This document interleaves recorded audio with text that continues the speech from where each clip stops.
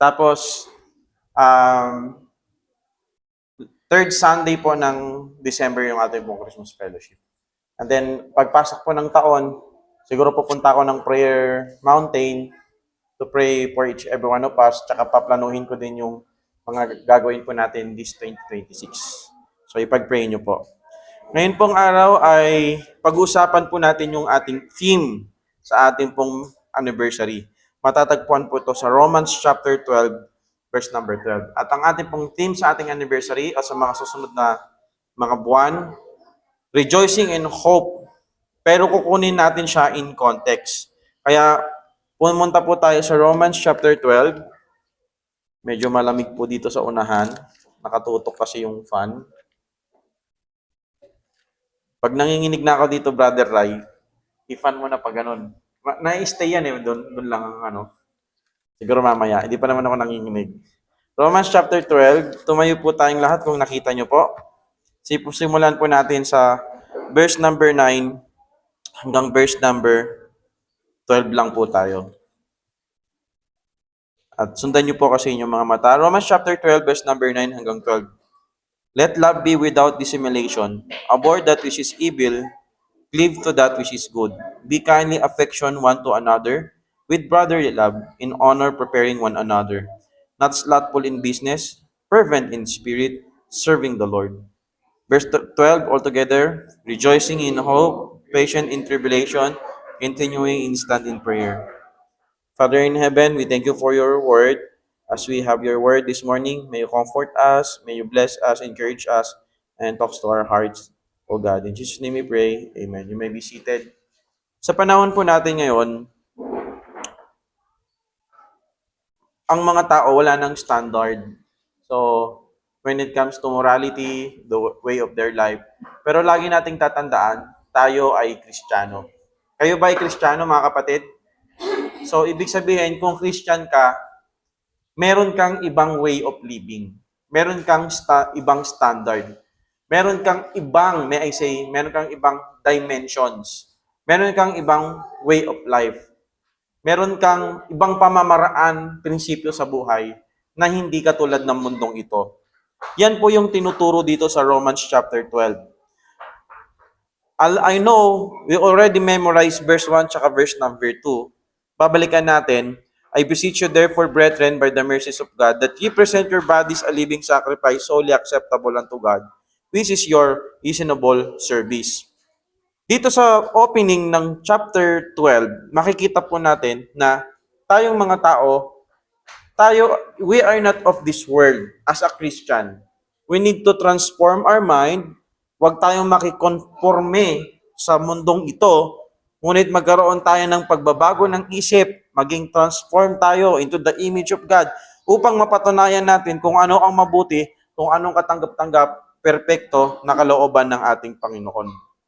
Now, sa verse number 9 hanggang matapos yung chapter, makikita natin dito, as we detach from the world, hindi ibig sabihin na pupunta tayo sa Mars. Kahapon narinig ko habang naglilinis, may nagsabi, hindi pa talaga siguro ako pang Earth, siguro sa Mars talaga ako. Hindi ko alam kung sino, narinig ko lang habang naglilinis ako eh. Hindi ibig sabihin pupunta tayo sa bundok, tapos doon na lang tayo para hindi tayo malason ng ating kultura. No. Or pupunta tayo sa Mars, sasama ka sa Mars Project, doon ka naman ninirahan, doon ka na. Kasi sabi ng Bible, huwag tayong makiayon. Hindi. Ibig sabihin, ito yung ikot ng mundo, sabay sa uso, anumang uso, kahit mali, susundan natin, kahit nakakatapak ng ibang tao, hindi kalooban ng Panginoon, that means hindi yun ang ating gagawin. So anong ibig sabihin ni Apostle Pablo, anong ibig sabihin na tayo ay merong tinatawag na higher dimensions of Christian living? Sa verse number 12, nandyan yung ating anniversary theme. Pero titingnan natin mula sa verse number 9.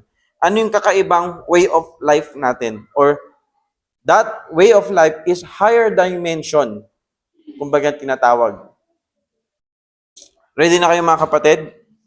Amen. Unang-una, sa verse number 9, a higher dimension of love. So, our title is Higher Dimension of Christian Living. Parang out of this world, kumbaga ang dating. Kasi hindi tayo nakakakikiayon sa mundo, lalo na't pagmali. Sabi sa verse number 9, let love be without dissimulation. Alam niyo ibig sabihin ng dissimulation dito? Pagkukunwari. Ang sabi ng salita ng Diyos, hayaan nyo ang inyong pag-ibig ay walang pagkukunwari. Now, the word dissimulation means here, hypocrisy. Anong ibig sabihin ng hypocrisy? Sabi ni Jesus Christ, maaari, parang ito ay isang ataol na ang ganda-ganda, di ba? Meron kang life plan, tapos talagang yung pinakamataas na plan, yung tiga 100K. Pero sa loob, nabubulok, pangit, mabaho. Ako hindi pa ako nakaamoy ng tao na nakaamoy na ba kayo? Sabi ni Pastor Butch, mali naman pala yun, mami, na kung bakit paliparan to kasi dati daw gagawan sana ng airport. Sabi ni mga young people, hindi daw Paliparan kasi paliparan daw ng ulo. Dito daw tinatapon yung mga pinapatay, kaya paliparan. Paliparan doon. Kaya siguro, palipad mo na yung ganon. Ngayon, sobrang baho, nakakairita. Ganon ang hypocrisy. Sa panglabas, okay. The word hypocrite was used to describe a stage actor. Yung mga actress, mga aktor, magagaling umarte, mapapaniwala tayo. Di ba pag nanonood tayo ng K-drama, sino dito nung bata kayo, yung nanay nyo, natatawa kayo sa nanay nyo kasi gusto pumasok sa TV. Di ba yung mga drama dati, Sister Helen, yung mga Spanish, na-influensyahan tayo ng mga sila, Limarmar, diba? Yung mga kulot ng buhok, tapos matatangos, mga Spanish. Yung nanay ko, pag nanonood doon, ang liit lang ng TV namin, pero tapos na yung palabas, inis na inis siya sa kontrabida. Pag binabanggit mo yung pangalan ng kontrabida, naiinis siya. So, ganun yung mga aktor.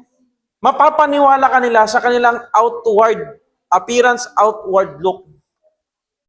At ang sabi ng salita ng Diyos, nawa ang pagmamahal natin hindi ganito. Hindi mapagkunwari. Now, maraming mga tao, play act love. Kunwari mahal ka, pero hindi pala. Halimbawa, kung ikaw ay bibili ka ng produkto, yung mga nasa sales, baga ikaw, bibili ka ng gantong produkto. Ang offer ng kabilang kampanya, 5 pesos lang. Pero ikaw, gagawin mo, 5.50. Tapos may kasamang saging. Uy, concern sa akin to, may saging Sabi kasi nila, ang daan daw papuntang puso, bunganga. Narinig nyo na yun? The way to the heart is mouth. Pag ang tao, nasusuhulan mo ng pagkain, parang medyo, alam mo yun, parang close na kayo. Nagkakaroon ng parang, isang ulam lang ang katapat mo. Parang ganon. The way to the heart is mouth. Mga tao alam nila yun. Maaaring we just play act love. Maaaring nagbibigay tayo. Maaaring concern tayo sa tao kasi meron lang tayong pabor na hihingin sa kanila. Kasi meron tayong inihinging kapalit. Sabi ng salita ng Diyos, let love without dissimulation. Baka nagsaserve ka sa Panginoon, akala mo, pagmamahal mo kay Lord, pero gusto mo lang ng recognition. Uy, parang sabi kahapon, sabi si Sister Ria, ang ganda nung table, ang ganda ng pagka-setup, galing mo talaga heart. Tapos sabi ko, ako nag-setup niyan. Gawin isang tayo. Hindi praise the Lord Mga kapatid, dapat hindi ganon. Nagagawa tayo kay Lord, hindi para masabing, Pastor, ang galing mo naman pala maglinis. Nandito yung isang kalat, i-transfer mo sa isang kalat, kasi isang kalat, transfer mo lang. Sabi ko sa mga hindi. Nagsinosort ko kasi ito yung tools, ito yung ganon. May mga tao, ganito yung kanilang mga ginagawa para lang ma-recognize. Mga kapatid, dapat ang pag-ibig hindi nagsusuot ng maskara. Ang pag-ibig dapat ay hindi lang showman. Ang pag-ibig hindi lang mere externals. Hindi motivated ng selfish ambition. Hindi dapat pretender in the matter of love. Sapagkat ang hypocrisy, ito po ay devilish because it is contradict of truth. Ito yung katotohanan, nagkukunwari ka ng okay. Kaya, mas okay yung mga taong totoo hindi ka pinaplastic. Amen? Kaya pakatotoo kayo. Pag galit kayo kay pastor dahil napagalitan kayo sa preaching, sabihin nyo, Pastor, pinatamaan mo na naman ako sa preaching. Ay kapatid, sasabihin ko, buti nga. Buti tumama yung preaching sa'yo. At least nangusap ang Holy Spirit. Kasi kung hindi ka na tinatamaan sa preaching, hindi ka na di-rebuke, ang Word of God, hindi lang to inform us. Ang pinaka-goal ng Word of God, pwede kang ma-inform, pwedeng ang laki ng ulo mo sa theology, sa Bible. Pero ang sabi ng Hebrews, kaya siya isinulat, pwedeng magaling ka sa Bible, pero disobedient ka naman. Ang Biblia, ang goal nito, not just information, but transformation. Information, tayo ay ma-inform ng Word of God, and then ma-change tayo ng salita ng Diyos. Ma-rebuke tayo ng salita ng Diyos, ma-correct yung ma-reveal yung mga bagay na hindi tama sa ating buhay. Let love without dissimulation abhor that which is evil. That is as to verse number 9. We have a higher dimension, not only in love, but also of moral standards. Look at that. Abhor that which is evil. Cleave to that which is good. Anong ibig sabihin ng abhor dito? Hate something to the point of separating yourself from it. Sabi nga ni Sister Magda, di ba? Kunyari, war sila, pero best friend naman sila. Tama naman? Sinasabi mong ayaw mo sa kanya, pero panayat yun pa rin ang pinupuntahan mo, yun pa rin at yun ang ginagawa mo. Hindi yun ang ibig sabihin nun. Abhor to the point na separate mo yung sarili mo sa kanya. Sabi ng Bible, meron tayong moral standard na mataas na mabuti, na kapag alam nating masama, huwag nating gagawin. Sa ating mga Baptist, isa lang ang bawal. Pag alam mong kasalanan, huwag mong gagawin. Kaya sa pagkain, wala namang bawal sa atin. Lahat pwede natin kainin.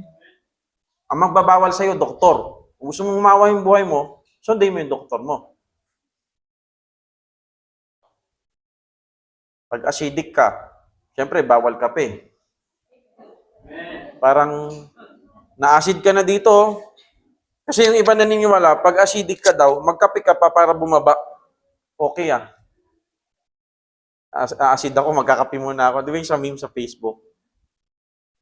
Sa atin, pag alam natin hindi nakaka-please sa Panginoon, wag natin gagawin. Ganito yan Maraming gray area sa buhay nating mga tao. Kaya sa ibang church, di ba? Meron silang protocol na kapag magsisimba, bawal ang tsinelas. Iiwan doon. Yung iba, nakabelo.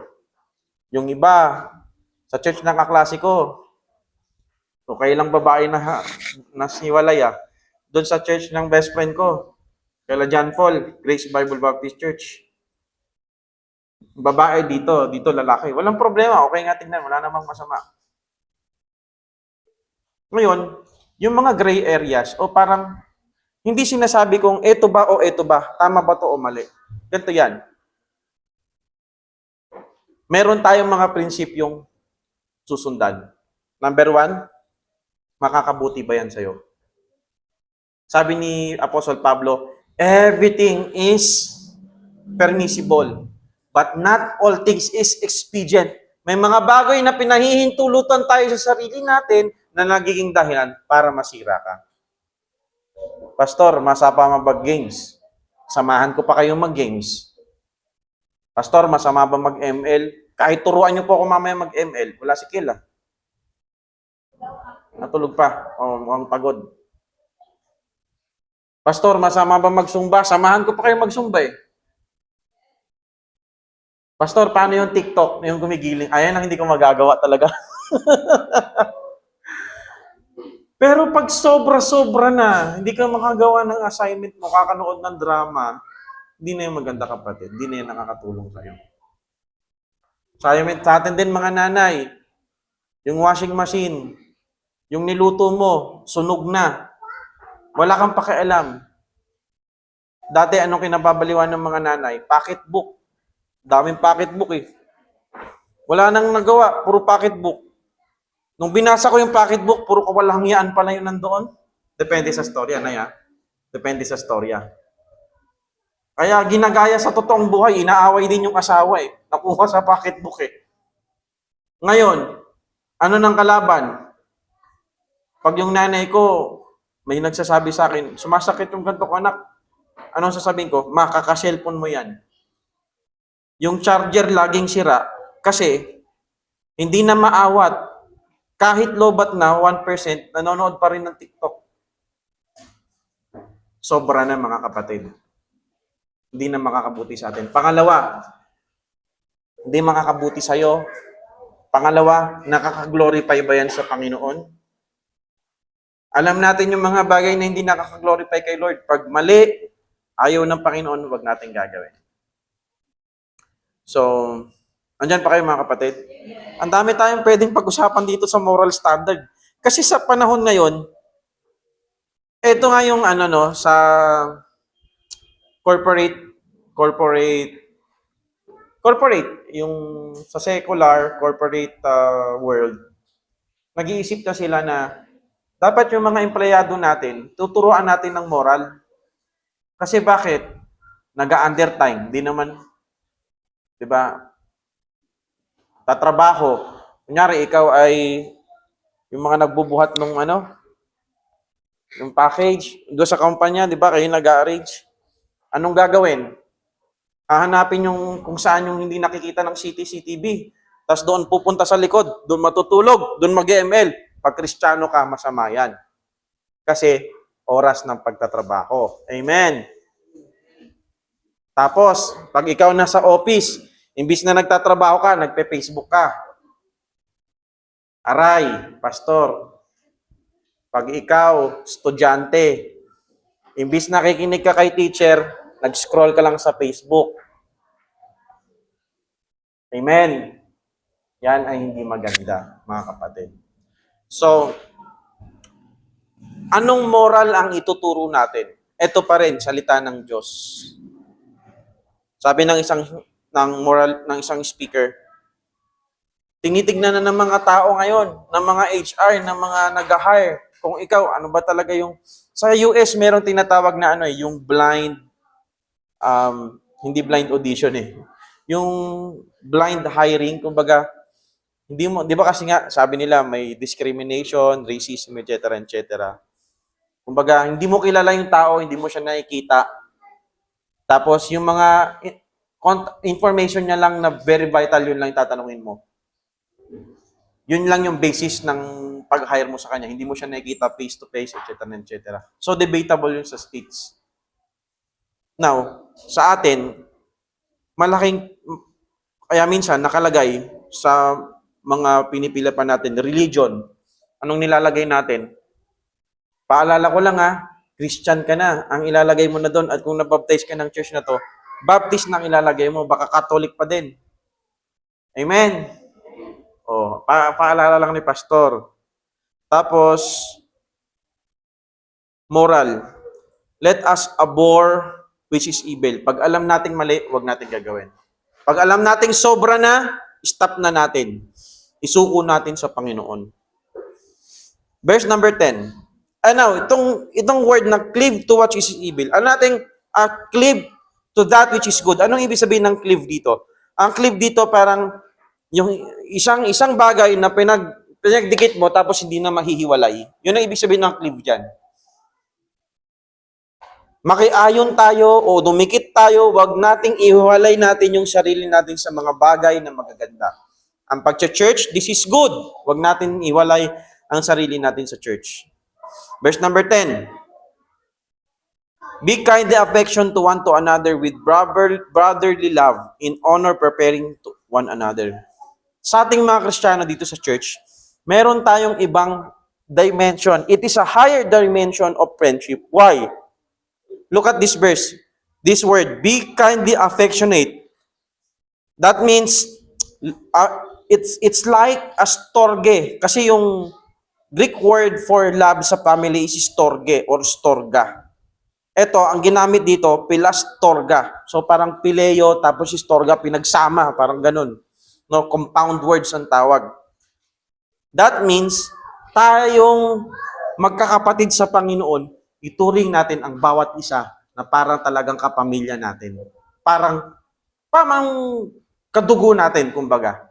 Be kindly affection one to another with brotherly love. Ituring natin ang bawat isa na magkakaibigan, na magpapapamilya, magmahalan tayo sa bawat isa. Sa church, nagkakaunawaan na tayo na sa trabaho, minsan na-persecute tayo kasi Christian tayo. Minsan namamak tayo. Minsan, meron silang ibang prinsipyo. Ito yung prinsipyo natin. Ang kagandahan na meron tayong church family, pare-parehas tayo ng mga major principles in life. Alam natin na pag masama, katulad nung kanina, hindi natin gusto. Abortion. Pagdating sa, syempre, pag Kristiyano tayo, very controversial, lalo na sa West, abortion. Pero ang stand lagi ng Bible, killing yan. That is a murder. Ngayon, ang gagawin nila, isosoft nila. Ang baby daw, sa loob ng sinapupunan ng nanay, hindi pa daw ito tao. Kahit mga Christian, may mga ganong paniniwala na. Tanong, nung si Jesus Christ ba nasa sinapupunan ni Mary, tao na ba siya nun? Yes or no? Yes, very good. So paano mong sasabihin magsisimula lang na ang tao, tawaging tao, pag lumabas na siya sa sinapupunan ng nanay niya? So you're committing Christological heresies kapag ang paniniwala mo, hindi pa tao yung nasa sinapupunan. Kumbaga, wala pa, unborn pa daw kasi yun. So dito, pagtatanungin tayo, kayo, ikaw, di ba ganito ka, Christian ka, anong stand nyo? Sa amin, ayaw namin ng abortion kasi sabi ng Biblia. Siyempre, yung iba na yung paniniwala. Pero pag nandito tayo sa church, meron tayong isang pinaniniwalaan. Kaya, nilagay po natin dyan yung articles of faith natin. Kung may makita kayo dyan, 4 na frame sa dulo, parang laki ng church natin, ano? Sa likod. Andyan yung mga pinagkakaisahan nating pananampalataya natin. Andyan pa tayo, mga kapatid, si Amen? Verse number 11, malapit na tayong pumunta sa natin, sa team natin. Verse number 11, nako, eto na. Not slothful in business, fervent in spirit, serving the Lord. As a Christian, meron tayong higher dimension of service. Pag Kristiyano ka, dapat sikapin natin maging masipag, not slothful in business. Minsan, yung mga unbeliever, mas masipag pa sila sa atin. Pag review talaga. Pag Kristiyano, Lord, alam ko naman, tutulungan mo ako. Pambira! Hindi ko yan tinuturo dito, ha? Walang pastor na magtuturo na kahit pag hindi ka mag-review, tutulungan ka ni Lord. Binigyan ka ni Lord ng isip na merong examination, mag-review ka. Gusto mo makakuha ng perfect score. Amen, mga young people? Amen, Ate Steph? By faith, makakapasa ako. Nag-review ka ba? Hindi eh. Jesus, sabihin mo sa akin yung answer. Holy Spirit, walang ganon. Pag estudyante ka, sipagan mo mag-aral. Nagsisisi nga ako nung elementary ako, Brother Donald. Kasi hindi ako nag-aral ng mabuti. Paano laman ng isip ko, text, Jolene, Pogs. Text, Jolene, Pogs. Minsan goma. Minsan lang nauuso yung goma eh. Minsan tansan. Tapos, di ba, naalala ko kasi nung elementary, tama, Friday, nung time kasi namin, nung elementary ako, pag Friday, puno yan ng assignment. Ewan ko, di ba, ganun po dati? Puno ng assignment, lahat ng subjects. Tapos kailan gagawin yung assignment? Pag Sunday night. Minsan, wala pa. Kaya gaganto ka na lang sa teacher mo, wala kang assignment. Buti nga kung ganyan eh. Paano kung ganito, Sister Flor? Ang sakit niyan. Matatawa ka, hindi mo alam yung emosyon pag ganito ka pinalo ng teacher mo eh, pag wala kang assignment. Hanggang madadala mo yun paglaki. Wala kasi. Kaya sabi ko, nung nasa Bible school na ako, hirap na hirap ako sa grammar. Kaya nga minsan, mapapansin nyo sa slides ko, pag ako lang ang gumawa, minsan may mga maling-maling grammar. Minsan mapapansin ni Sister Steph, si Sister Kim, napapansin mo din, mapapansin si Sister Kim, papansin din lalo na si Sister Angel. So, i-correct nyo din si Pastor. Yan ang mga kahinaan ni Pastor eh. Kaya mga students, mga college students, high school, kayo, mag-aaral kayo mabuti, Julie. Tamarin lang kayo minsan-minsan, wag palagi. Pero pag araw-araw kayong tinatamad, mahirap yan. So sa atin din naman po, mga workings na nagtatrabaho, tayo po ay magsipag. Not slothful, lazy, idle. Isa pa, sa Proverbs, ang definition din ng slothful ito. Sinimulan mo tapos hindi mo tinapos. Kaya pag meron kang sinimulang isang bagay, tapusin mo. Mahirap yung ang kontrata mo 6 months. Aba, may kakilala kami sa Brookside eh, young people. 15 days lang, resign agad eh. Pagkakawa ng sahod, resign agad. Malupit. Kaya nung nakaisang buwan, congratulations, nakaisang buwan ka.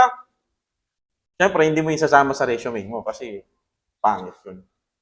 So, huwag natin i-comment yung sarili natin sa mga bagay na hindi naman natin mapapanindigan. Kasi yan ay katamaran. Maging masipag po tayo. Huwag tayong tumulad sa mga unbeliever. May mga masisipag din. Pero dapat higitan na mag-excel tayo mula sa kanila. Serving the Lord. It says here, serving the Lord. Ano man ang ginagawa natin, secular man o sacred, sa church man o sa trabaho, sa church man o sa school, galingan natin. Kaya, yung mga high school student, ay mga elementary, sa ano nyo, di ba, sa school minsan merong mga piyesta, tapos pasasayawin na may hawak na rebulto. Pwede tayong sumulat, hindi po kami mag-participate against po sa amin. Pero kung sayaw lang na kung ano, wala nang problema. Pero yung parang praise sa mga graven image, yun yung hindi natin kaya. So, sabihin nyo lang sa akin, susulat si Pastor. Pastor Jomar Ligas declare. Joke lang. Pwedeng ganon. Na kapag merong praise sa mga graven image, lalo yung mga Santo Niño, ganon. Alam naman natin yun, kasi Catholic country naman tayo. And then last, andyan pa tayo mga kapatid? Amen. Eto na. Verse number 12. Rejoicing in hope. Kahapon, bago ko matulog, iniisip-isip ko to. Alam niyo sa Old Testament, sa Book of Ecclesiastes, maraming pagkakataon na ini-encourage tayo ng Bible na mag-enjoy tayo sa buhay. Halimbawa, habang bata ka pa, enjoyin mo yung pagiging bata mo. Yung mga anak natin, hayaan natin silang maging bata. Bigyan natin sila ng time sa paglalaro. Bigyan natin sila time sa yung mga bagay na nga na hindi natin na-experience. I-experience natin sa kanila, wala namang masama doon. Pero wag mong pilitin na dahil hindi ka nakapag-artista, gusto mo mag-artista din yung anak mo. Pipilitin mo. Wag ganun. Ibig sabihin, di ka nakaranas ng birthday party. Meron ka nakakayahan mag-birthday party. I-birthday party mo. Wala namang problema doon. Hayaan yung ang bata maging bata. Kasi sabi ng Bible yan. Tayong mga youth, mag-enjoy din kayo sa buhay nyo. You go travel. Mag-travel ka abroad. Pag nakatapos ka na, may sarili ka ng pera, bilang mo ng sarili mo, ng pangarap mong dress, pangarap mong instrument, pangarap mong bansa, mag-ipon ka, puntahan mo. You enjoy life. Pag nag-asawa ka, sabi ng Bible, enjoy your wife all the days of your life. Kasi pag matanda na kayo, wala na. Habang nabubuhay pa tayo, let us enjoy. Pero wag natin kakalimutan ng Panginoon. Ngayon, iba naman yung joy dito, rejoicing in hope. Magalak tayo sa ating pag-asa. Our spirituality, for our last point, our higher dimension when it comes to spirituality. Higher dimension of spirituality. Rejoicing in hope. Our spirituality is not to be weak, but enduring. Diba? Mahina man tayo, pero nag-i-endure tayo. Meron tayong patience. Anumang circumstances in our life, kung Kung ang mga nangyayari ay masaya, lalo na ngayon, tignan nyo, marami ng mga pasyalan, Christmas lights. Though ang Christmas, yan ay isa sa pinakamalaking business sa buong mundo. Kasi madaming benta, daming pasyalan, masaya. New Year, masaya. Pero pag pumasok na yung pasukan, malungkot na naman. Kapag ang circumstances ay tama, pag ang circumstances ay hindi maganda, malungkot, tayo ay ang ating joy, ang ating pag-asa sa Panginoon palaging consistent. Hindi nakadepende sa mga nangyayari sa atin. Bakit? Ang anchor nito, di ba yung anchor, kaya yan tinawag na anchor, kahit anong ano mo yan, di ba yung mga sa barko, di ba po, pag nilaglag na yung kahit anong alon yan, dahil may anchor, hindi yan matitinag. Dahil ang anchor ng ating pag-asa ay si Jesus Christ. He is our blessed hope. Ano man mangyari sa ating buhay, hindi tayo matitinag. Palagi tayong gagabayan ng Panginoon. Siya yung basis ng ating hope. Rejoicing. Jesus came that we might have life, that you might have it more abundantly. Ang tunay na kaligayahan nung nakilala natin si Kristo. Kumbaga, may mga taong masaya sila eh. Pero nung nakilala nila si Jesus Christ, mas naging masaya. May iba naman, ang lungkot-lungkot ng buhay nila, nakilala na si Jesus Christ, naging masaya. Masaya na yung buhay mo, dumating si Jesus Christ, mas naging mas masaya. Tanong, mas masaya ba tayo naging Christian tayo? O baka, wala pa naman ako narinig. Sa kwento lang, pastor, simula, yung may nagsulat daw na isang Kristiyano, inipit sa Bible ng pastor. Pastor, simula nung naging Kristiyano kami, naghirap kami. Syempre, sinuko nila yung mga pinagkakakitaan nila na hindi tama. O tanong ko sa inyo, Pastor, okay lang ba Kristiyano ka, pero meron kang outlet ng loto? Yeah? Loto, yung lottery ba? Loto. Ano sa tingin mo, Brother Brian? Pambihira. Magta-tights ba? Malupit yung ang tanong na yun, Yung mga ganun, ayan daw yung mahirap kalaban sa Bible. Amorites, Amalekites, Jebusites, di nagta-tights. Bagong joke yun, nabasa ko lang sa Facebook. So, living on the higher plane, higher view, higher life with Jesus Christ, yun po ang tunay na kaligayahan. Joy is not mere happiness na nakadepende sa mga good happenings, but joy finds its well of refreshing water from a living relationship with our water of life, and that is the Lord Jesus Christ. So, merong peace that passeth understanding, sabi ng Biblia. Yung kahit parang ang gulo-gulo ng buhay, alam mo, sa end of the rope, sa dulo nito, meron pa ring, naniniwala ka na merong pag-asa. Malalagpasan ko to. Ganun ba kayo pag may problema? Meron pang bukas. Meron pang liwanag. Matatapos din to. Hindi man ngayon, pero alam ko, matatapos din to. Hope. Sa world, when you say hope, parang ang ibig sabihin lang nila, I wish. I hope so. Parang I wish. Di pa rin sila sigurado. Pero sa Bible, pag sinabi ng hope, certainty, confidence. Our hope is a confident expectation, not an unsure speculation. And sino ang ating hope? It is the fact of the certainty of our salvation and the certainty of our future resurrection. Imaginein mo.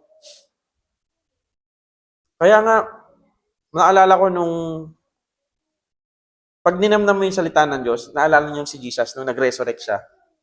Tapos, sabi niya, may nahuli ba kayo? Sabi niya, buong gabi, wala kami mahuli.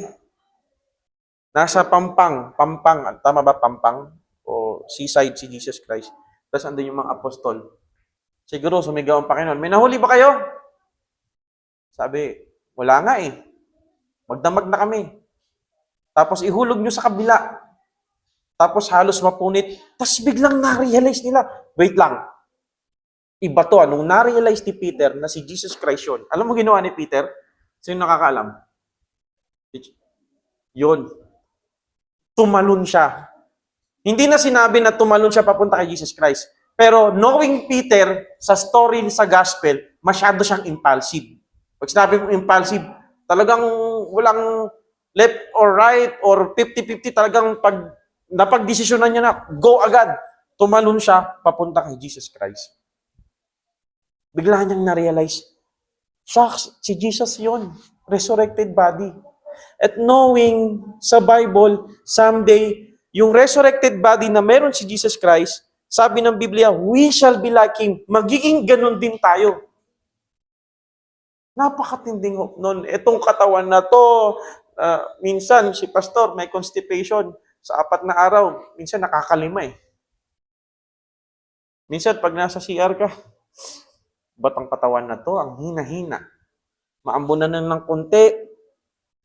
Kasi may paliwanag yan eh. Kaya pala tayo naambunan, nagkakasakit tayo. Kasi pag naambunan ka, ito lang ang nababasa. Pag ito lang ang nabasa, dito lang sisingaw yung init. Kaya magkakasakit ka talaga. Kaya pag naambunan, mas maganda kaya sabi ng matatanda, mas maganda nang mabasa ka ng ulan kaysa maambunan ka lang. Nanay Mel, itong katawan natin na may rayuma, di ba? Itong pag-iisip natin na ang dami nating sakit-sakit sa katawan. Pero pagdating ng araw, wala na yung mga ganon. So kung ang problema mo yung sakit mo, may mga bukol-bukol na kung ano, may mga bukol-bukol na tumutub. Kaya may tanong tuloy, Pastor, ang cancer cell ba gawa ng Diyos? Mga ganong mga tanong. Meron, kasi sabi ng mga doktor, lahat tayo merong cancer cell at bigla na lang mag-activate pag nag-activate, mga ganon-ganon. Pero I promise you, not just me, but the Word of God. Dito man, hirap ka man maglakad, hirap ka huminga, ang dami mong maintenance na nakakasawa. Someday up there, you will no longer experience that. Does our salvation cause us to rejoice? Yes. But if not, perhaps you have gone to the world to find joy in our life. Hindi sinabi ni Apostle Paul, rejoicing in your job, but in your hope. Rejoicing in your money, but in your hope. Paul does not say, rejoicing in your relationships na minsan nahahati, nabobroke. Meron ka bang kaibigan na close kayo dati pero ngayon enemy mo na? Di ba, Sister Ria? May ganun ka. May ganun din ako eh. Sure ako may ganun din kayo. Close kayo dati pero ngayon, di na kayo bate. Hindi sinabi ni Apostle Pablo, rejoicing in your easy lifestyle, but in your hope. So, saan natin ilalagak ang ating pananampalataya? Walang iba kundi sa ating blessed hope. Rejoicing in our hope. Rejoicing in Jesus. So, when we say rejoicing in hope, that means rejoicing in Jesus. So, anumang circumstances in our life, we have the Word of God. Dito natin ito tatapusin. Next time na lang po yung patient in tribulation. Meron tayong higher dimension of Christian living na sinabi ng salita ng Diyos. Na meron tayong guide. Ang bait ng Panginoon sa atin. Meron siyang, nireveal niya ang kanyang salita kung paano tayo mabubuhay sa mundong ito.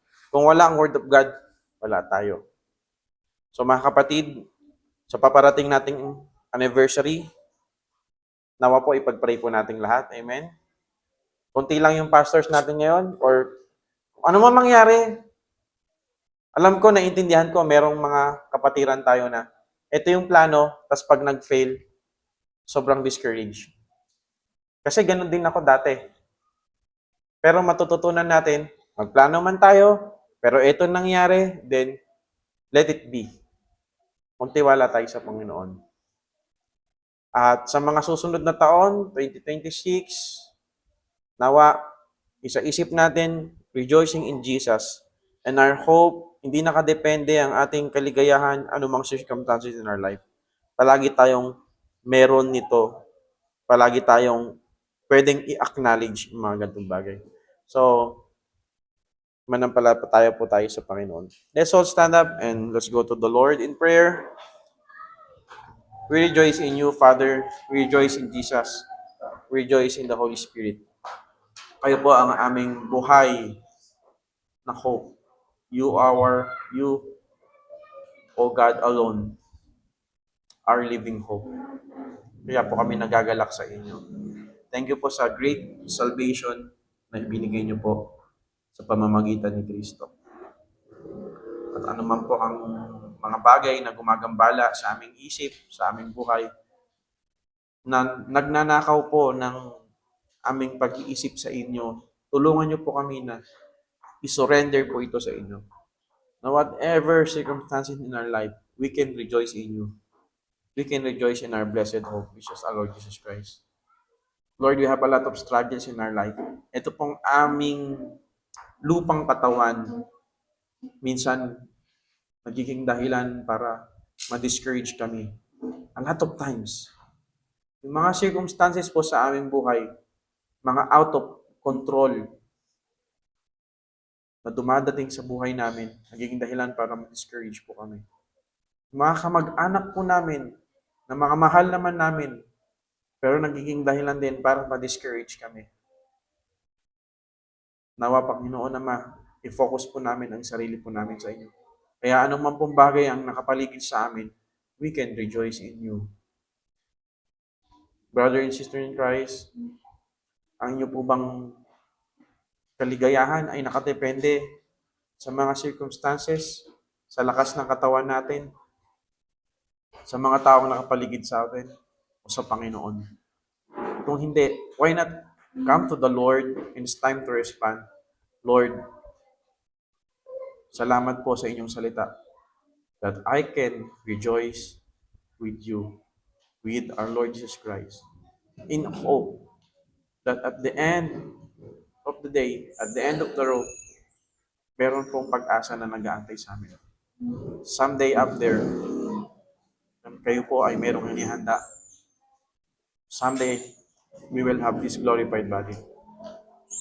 Let's come to the Lord. Go by may problema, may mga hinanakit, may mga nais isuko. Lumapit tayo sa Panginoon at tayo po ay manalangin.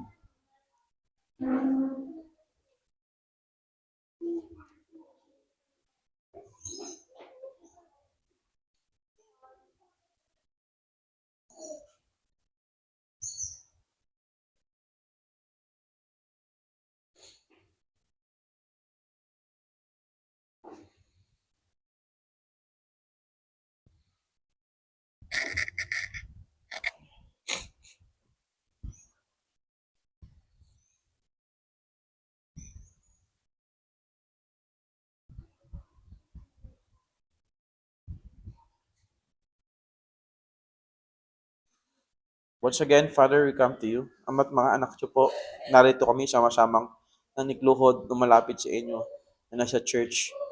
Humbly, bow down to you, O God. Kami po ay tiklop tuhod na lumalapit sa inyo at nagpapakumbaba. May inaamin namin na hindi namin kaya ang buhay kung wala po kayo.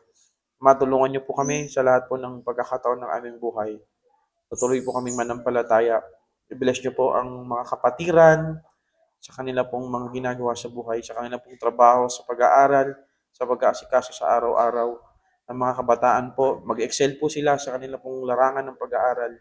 Sa mga nagtatrabaho, bigyan niyo po sila ng patience, bigyan niyo po sila ng courage everyday, bumangon, at gawin po ang mga kalooban niyo po sa kanilang buhay. Sa mga nanay, tatay na nagwo-work, nagtatrabaho, nag-aasikaso, palaging bigyan niyo po sila ng pasensya. Sa amin po sa church, tulungan niyo po kami na gawin po namin yung nais niyo sa aming buhay, sa aming church family.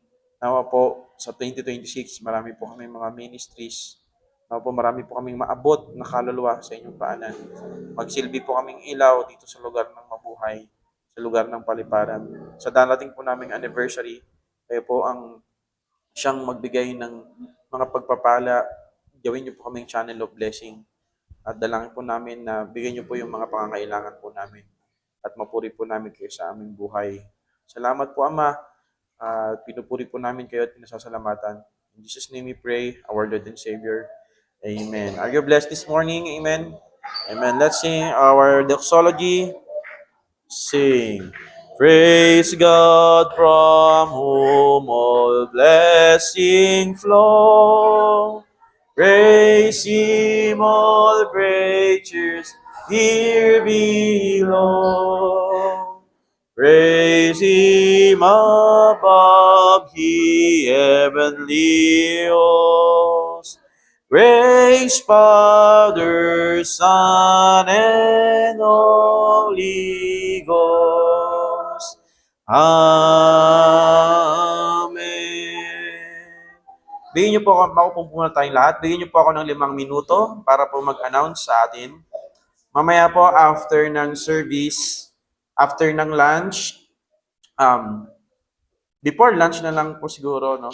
Yung mga men, yung mga young people men, sumama kayo sa akin. Pumunta tayo sa bahay nila Sister Jean. Ipag-pray natin yung i-dedicate yung kanilang bagong multicab ba yun? Multicab. So, saglit lang tayo doon. Mga 30 seconds. Tsaka, mga 5 to 8 minutes. Samahan nyo lang ako saglit habang nagpe-prepare dito. Tapos after that, after ng lunch, yung choir practice natin, dito na lahat. Bago mag-choir practice, yung mga financial secretaries, mag-meeting po tayo saglit para ibibigay ko na yung mga pera, pambili ng kung ano-ano.